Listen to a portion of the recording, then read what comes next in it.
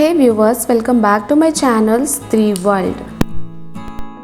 आज मैं आपसे अपना छठ पूजा का व्लॉग शेयर करने वाली हूँ। छठ पूजा मनाने के लिए हम सभी जा रहे थे अपनी दीदी के ससुराल।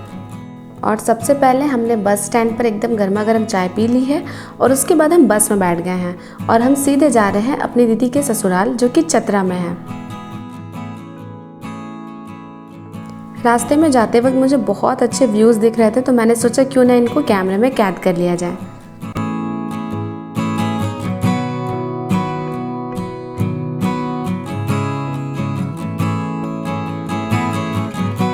और अब मैं अपनी दीदी के ससुराल पहुंच गई हूं और ये मेरी बड़ी दीदी है, बीच में मैं हूं और जिसने सूट पहना है वो मेरी छोटी बहन है। यहाँ पर हम झूला पर बैठकर बहुत मज़े कर रहे थे। और यहाँ पर जो ग्रीन साड़ी में आकर बैठी है झूला पर, वो मेरी मंजली दीदी हैं और इन्हीं के घर में छठ हो रहा है और हम इन्हीं के घर यहाँ पर आए हुए हैं। बहुत दिनों के बाद हम सारी बहनें एक जगह हुई हैं, तो हम बहुत ज़्यादा मस्ती कर रहे थे। और आज खरना का दिन है और खरना के लिए मैंने ये ऑरेंज वाली साड़ी पहनी है। ये साड़ी मैंने तीज में भी पहनी थी।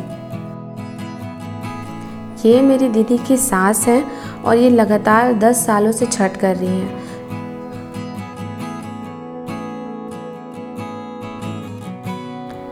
मैं अपनी दीदी के घर बहुत सालों से छठ पूजा में आ रही हूँ, लेकिन तब ये डिफरेंस था कि मैं पहले अनमैरिड थी और अब मैं मैरिड हूँ। जब बाकी मैरिड औरतों को नाक पे से सिंदूर लगाया जाता था तो मुझे बहुत अच्छा लगता था उनका चेहरा देखने में। तो इस बार मुझे बहुत मज़ा आ रहा था क्योंकि मुझे भी नाक पर से सिंदूर लगाया गया था और उसके बाद मैं सच में बहुत सुंदर लग रही थी। लेकिन मैं आपको एक बात बता दूं कि अगर आप अपने घर में छोटी हैं तो आपकी शादी ही क्यों ना हो जाए, सभी बड़े लोग आपको बच्चे जैसा ही ट्रीट करेंगे। तो मैं अपने मायके में छोटी हूँ, तो यहाँ पर मेरी दीदी अभी भी मुझे पहले जैसा ही ट्रीट कर रही थी जैसे कि मैं अभी बच्ची ही हूँ। और मेरे साथ ये है कि मैं अपने ससुराल में बड़ी हूँ, तो मुझे वहाँ डिसाइड करना पड़ता है कि मुझे क्या बनाना है खाने में, क्या नहीं। लेकिन यहाँ पे मैं बिल्कुल फ्री थी, मुझे कोई टेंशन नहीं थी क्या बनेगा क्या नहीं। मुझे बस यहाँ पर मस्ती करना था, खाना पीना था और खेलना कूदना था।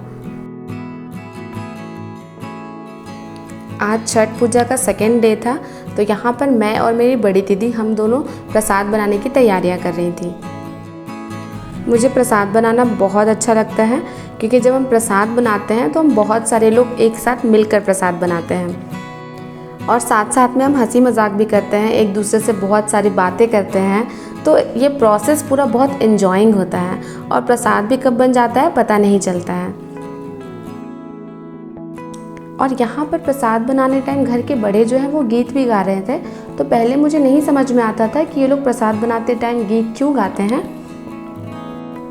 लेकिन अब मुझे इसका सिग्निफिकेंस पता चला है कि जब हम छठ माता के गीत गाते हैं तो हम सारा टाइम जो है वो छठ माता को याद करने में बिताते हैं और साथ ही साथ प्रसाद भी बनाते हैं।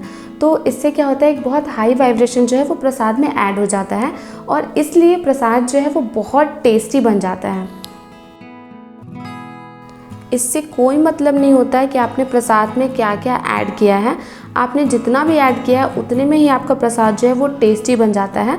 और इसका रीज़न बस यही होता है कि हम उस समय हमारा मन जो है बिल्कुल भगवान को याद करते रहता है, तो हमारी इंटेंशन बहुत प्योर होती है और वो जो प्योरिटी की शक्ति है वो प्रसाद में ऐड हो जाती है और इसका रिज़ल्ट ये होता है कि हमारा प्रसाद बहुत टेस्टी बनता है।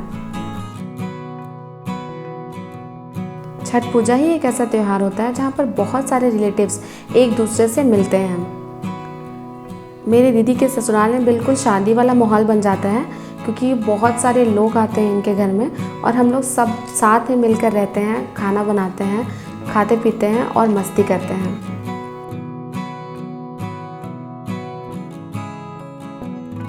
अंदर वाला प्रसाद हम चूल्हे पर बनाते हैं, लेकिन जो बाहर वाला प्रसाद होता है उसको हम गैस पर ही बना लेते हैं। यहाँ पर ये घर के छोटे बच्चे रंगोली बनाने में लग गए हैं और ये तीनों बच्चे जब भी एक दूसरे से मिलते हैं किसी ओकेजन पर तो ये बहुत मस्ती करते हैं एक दूसरे के साथ। इन्होंने रंगोली बहुत ही प्यारा बनाया है। इस तरह से घर का हर एक फैमिली मेम्बर जो है वो छठ पूजा में बहुत ही ज़्यादा बिजी था। मैं ये छठ पूजा का व्लॉग पहले ही डालने वाली थी, लेकिन मैं बहुत ही ज़्यादा बिजी थी तो मुझे टाइम ही नहीं मिल रहा था वीडियो एडिट करने का। ये एक ऐसा त्यौहार है जहाँ मैं बिल्कुल माइंडफुल हो जाती हूँ। बहुत सारे लोग हमें कहते हैं कि हमें माइंडफुल होना चाहिए, लेकिन हमें पता नहीं होता है कोई प्रॉपर मेथड कि हम कैसे माइंडफुल हो सकते हैं। माइंडफुलनेस का मतलब होता है पास्ट और फ्यूचर की चिंता छोड़कर बिल्कुल प्रेजेंट में रहना। और हमारा माइंड प्रेजेंट में नहीं रह पाता है। जैसे जब हम खाना बनाते हैं तो हमारा पूरा ध्यान और पूरा कंसंट्रेशन जो है वो खाना बनाने पर नहीं होता है। हम फिज़िकली तो रोटी बेल रहे होते हैं, सब्ज़ी बना रहे होते हैं, लेकिन हमारा दिमाग कहीं फ्यूचर की चिंता में लगा रहता है या फिर पास्ट के रिग्रेट में लगा होता है। हम उस मोमेंट को एंजॉय नहीं कर पाते हैं। और जब तक हम प्रेजेंट मोमेंट में जीना नहीं सीखेंगे तब तक हमारे लाइफ में प्रोग्रेस नहीं आएगा। मैं बहुत बार कोशिश करती हूँ माइंडफुल होने की, लेकिन मैं बहुत बार फेल भी हो जाती हूँ, क्योंकि हमेशा ये पॉसिबल नहीं हो पाता है कि मैं प्रेजेंट मोमेंट में कंसंट्रेट करके रह पाऊँ। लेकिन जब मैं छठ पूजा में जाती हूँ तो मैं बिल्कुल माइंडफुल हो जाती हूँ। मुझे फ्यूचर की चिंता नहीं होती है, साथ ही साथ पास्ट का भी कोई रिग्रेट नहीं होता है। मैं एकदम प्रेजेंट मोमेंट को बहुत अच्छे से एंजॉय करती हूँ। इससे क्या होता है कि मुझे थोड़ा स्केप मिल जाता है। अपनी बोरिंग रूटीन से मैं बाहर आ जाती हूँ और बाहर आकर कुछ अच्छा करती हूँ। और हमारे लिए बहुत ज़्यादा ज़रूरी है कि हम अपने बोरिंग रूटीन से बाहर आएँ। जैसे अगर आपने मेरी पहले की वीडियोस देखी होंगी तो आपको पता होगा कि मैं हर दिन 6 घंटे पढ़ाई करने की कोशिश करती थी। लेकिन अब जब मैं यहाँ छठ पूजा में आ गई हूँ तो मुझे 6 घंटे पढ़ाई करने की कोई टेंशन नहीं है। मैं बिल्कुल फ्री हूँ, एक्साइटेड हूँ और बहुत ही ज़्यादा एंजॉय कर रही हूँ। कभी कभी माइंड को फ्री करना बहुत ज़्यादा इम्पॉर्टेंट होता है, क्योंकि जब हम एक फिक्स्ड रूटीन पर अपनी ज़िंदगी जीते हैं तो हमारे ब्रेन में न्यू सेल्स डेवलप नहीं हो पाते हैं और हमारे लाइफ में नीरसता आ जाती है। साथ ही साथ हमारे अंदर हैप्पीनेस हार्मोन भी कम रिलीज़ होने लगते हैं, तो हम दुखी रहने लग जाते हैं। और कभी कभी आपको भी ऐसा फील होता होगा कि आपके पास कोई रीज़न नहीं होता होगा, लेकिन आप सैड फील करते होंगे। तो हमारे लाइफ में फेस्टिवल्स इसीलिए आते हैं ताकि हमारे लाइफ में थोड़ा उत्साह जोड़ सकें, हम थोड़ा खुश हो सकें और हम अपने सारे नेगेटिव इमोशंस को बाहर निकाल सकें। इसके अलावा आपको पता होगा कि फेस्टिवल्स में बहुत सारे रूल रेगुलेशन को फॉलो करना पड़ता है। टाइमिंग का ध्यान रखना होता है, प्रसाद किस तरीके से बनाना है उसका ध्यान होता है, कहीं कोई गड़बड़ ना हो जाए इसका भी डर लगा रहता है। तो इस तरह से फेस्टिवल्स जो हैं हमें बहुत ही ज़्यादा डिसिप्लिन सिखाती हैं। इसके अलावा हम जब प्रसाद बनाते हैं तो हमें उपवास रखना होता है। उपवास रखने के बाद ही हम प्रसाद बना सकते हैं। तो इस तरह से ये फेस्टिवल्स जो हैं वो हमारे अंदर पेशेंस लेवल को भी बढ़ाती हैं।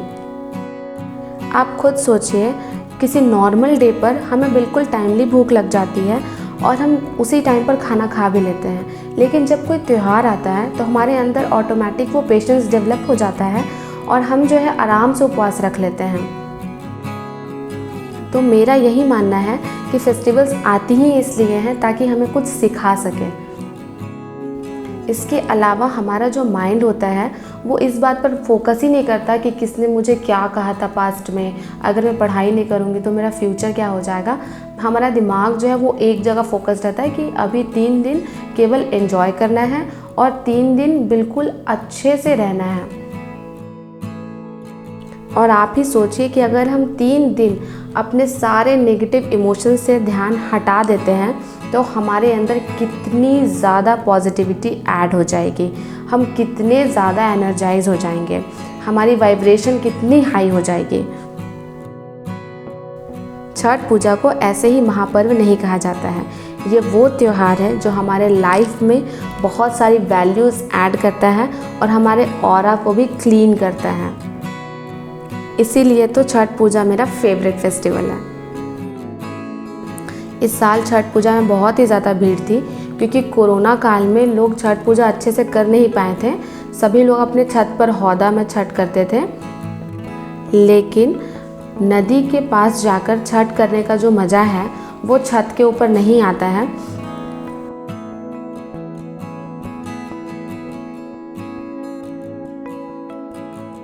अभी मैं अपने मायके में हूँ, तो मैं अपना स्टडी व्लॉग आपसे जल्दी ही शेयर करूँगी। यहाँ पर मेरा क्या रूटीन है और यहाँ पर मैं कितने घंटे की पढ़ाई कर ले रही हूँ, ये सब कुछ मैं आपको डिटेल में बताऊँगी। साथ ही साथ आपको मोटिवेशनल वीडियोज़ भी देती रहूँगी। अगर आप मेरे चैनल पर नए हैं तो मेरे चैनल को ज़रूर सब्सक्राइब करिएगा।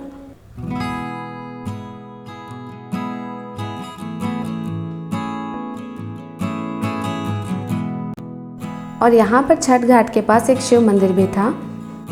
अगर आप मेरी वीडियोस पहले से फॉलो करती हैं तो आपको पता होगा कि मैं 16 सोमवार का व्रत कर रही थी। तो जिस दिन सुबह वाला अर्घ था उस दिन सोमवार था और वो मेरा 16वां सोमवार था। तो मुझे बहुत अच्छा लगा यहाँ पर शंकर भगवान का पूजा करके। मुझे ऐसा लग रहा था कि आज का दिन जो है वो मेरा सफल हो गया है।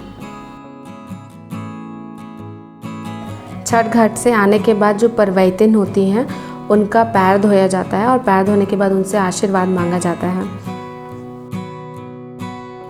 और ये रात के टाइम में हम सभी मेरी शादी का वीडियो देख रहे थे और हम बहुत मस्ती कर रहे थे। हम सब लोग एक साथ बैठे हुए थे, एक दूसरे से बीच बीच में बातें भी कर रहे थे और वीडियो भी देख रहे थे।